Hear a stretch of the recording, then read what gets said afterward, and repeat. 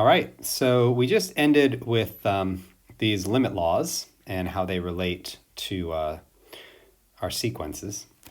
And we're now going to show one more way, some general ways of finding these limits.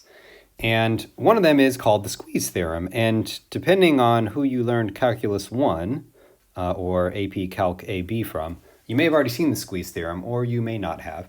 But there's a squeeze theorem for sequences as well, and it turns out to be rather useful. And it's very similar to the comparison theorem that we had for improper integrals.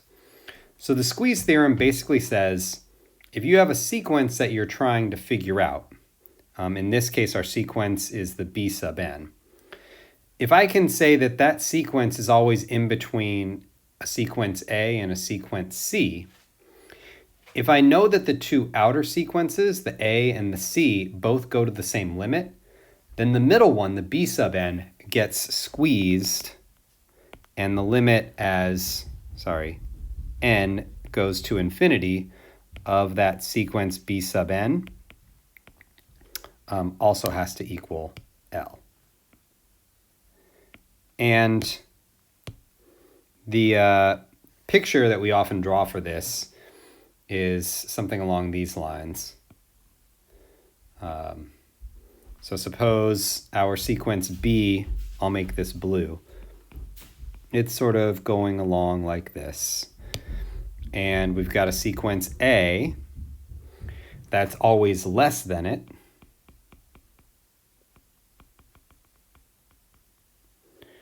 And we've got a sequence C that's always greater than it. And generally the A and the C sequences are such that they're a little bit easier to deal with, and we can see that as we go out to infinity, they end up going to the same limit, right? This is our limit L here.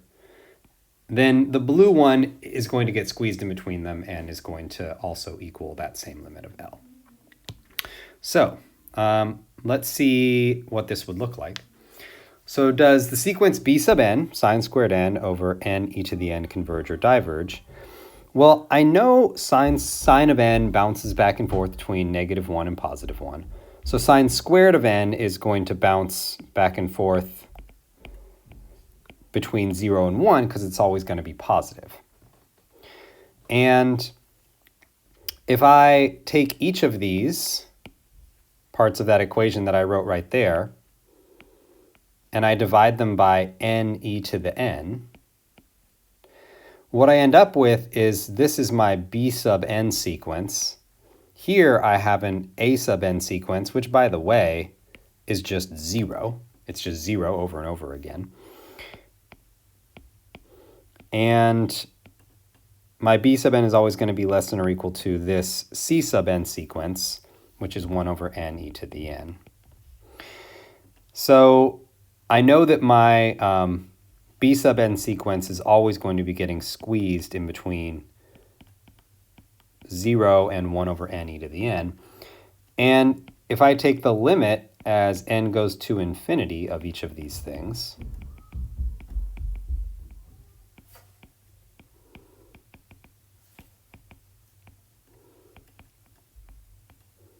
well, 1 over n e to the n, this bottom part here just goes to infinity. And 0 just goes to 0.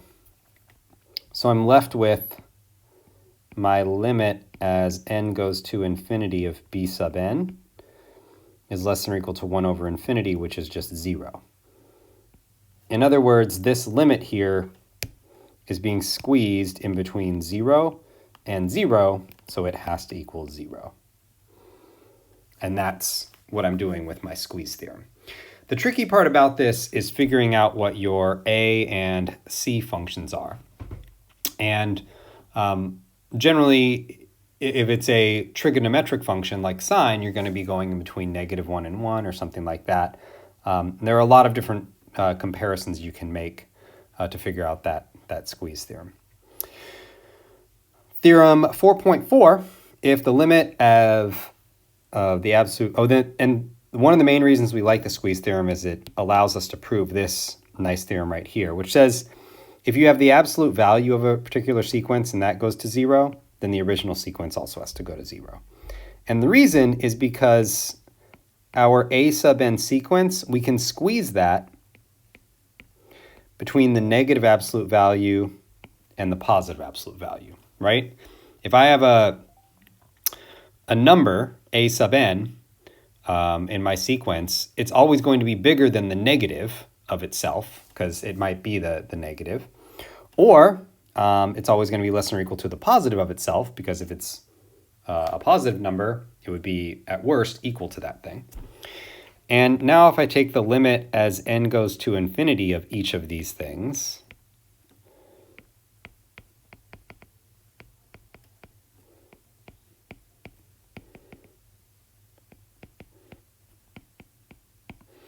well, this is just going to go to using our limit laws here, it's basically like our c is a -1.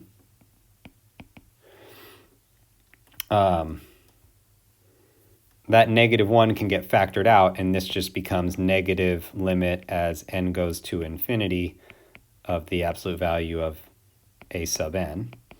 This middle thing, we don't know what it is. We're just going to leave it like it is. And this, we're given, is equal to 0. And this as well is equal to 0, and -0 is just 0. So I get the limit as n goes to infinity of a sub n. So it's getting squeezed in between 0 and 0, which implies that the limit as n goes to infinity of a sub n equals 0, which is what we were expecting to prove. So that's good. So, general techniques for finding convergence or divergence of sequences. Comparison, such as the squeeze theorem. I mean, and some sequences are easy enough that you can just sort of look at them and say, oh, this goes to infinity or whatever. And the top goes to 2, and so it's going to go to 0. But if it's not an easy one, think of comparison. You can also divide through by the highest power in the denominator. I'll show you an example of this in a little bit. And this is similar to things we did for limits to infinity for functions. A L'Hopital's rule, which we've already seen. Taking absolute values, that's applying this theorem 4.4 here.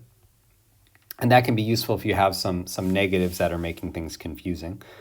Crazy trickery is crazy trickery. We'll do an example of what that means in a little bit. And then F is simplify the expression and then evaluate. That is, you're just sort of thinking about it, making some algebraic manipulations and seeing what you can come up with. So for comparison, we just did this. That was using the squeeze theorem, and we basically figured that one out. For B, determine if the sequence A sub n equal to that ugly thing converges or diverges. And if it converges, find the limit. So what I'm going to do here is I'm going to take the limit as n goes to infinity of 6 plus 7 n cubed over the square root of n plus 8n squared. And the recommendation here is you divide by the highest power in the denominator. So in my denominator, my highest power is this n squared. So I'm going to multiply top and bottom by 1 over n squared. And when I distribute this in here and I multiply by each of these other terms, I end up with the limit as n goes to infinity of 6 over n squared plus 7n, because my n squared is going to cancel with 2 of the n's in the 7n cubed, divided by the square root of n over n squared, which actually I'm going to simplify that down to be a, because that's an n to the 1/2 over n squared, so that's like 1 over n to the 3/2 plus 8. Now what happens as n goes to infinity? Well, the 6 over n squared, that's going to go to 0. The 1 over n to the 3/2 is going to go to 0. The 8 is going to go to 8. And the 7n is going to go to infinity. So this turns into a 0 plus infinity divided by 0 plus 8. Look, it's a sideways 8 over a normal 8. So if it's going to infinity on the top, and you're dividing infinity by 8, infinity divided by 8 is infinity. So this diverges. And the way we figured that out was by looking at, by basically doing this algebraic manipulation to get to things that we know will either go to 0 or infinity. Letter C, determine if the sequence a sub n equals sine of 1 over n divided by 1 over n converges or diverges. And this one is our L'Hopital rule situation. So when I look at this, the limit as n goes to infinity, sine of 1 over n over 1 over n, I look at that and I say, well, as n goes to infinity, this is going to be like a sine of 0, which is 0, and 1 over infinity is also 0. So I'm stuck. So let's do L'Hopital's rule. And I get the limit as n goes to infinity. It's now going to be a cosine of 1 over n. And then I chain rule and take the derivative of the 1 over n. That's an n to the negative 1, so I get a negative n to the negative 2.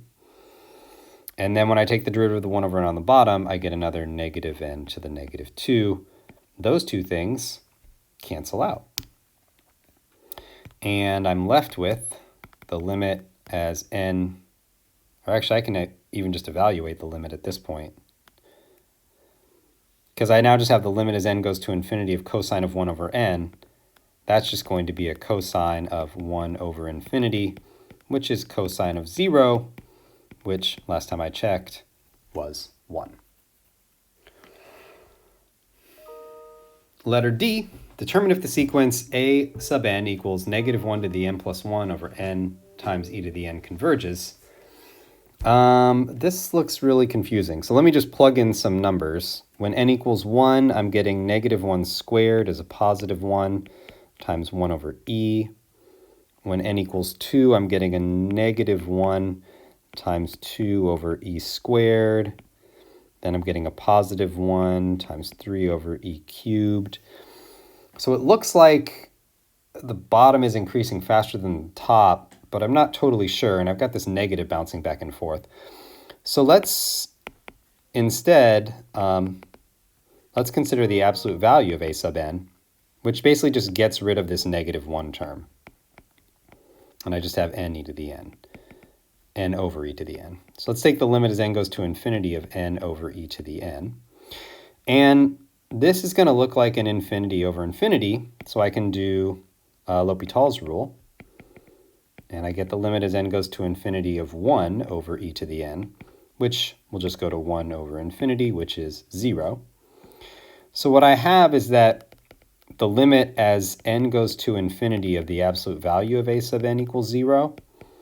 So that implies that the limit as n goes to infinity of a sub n also equals 0.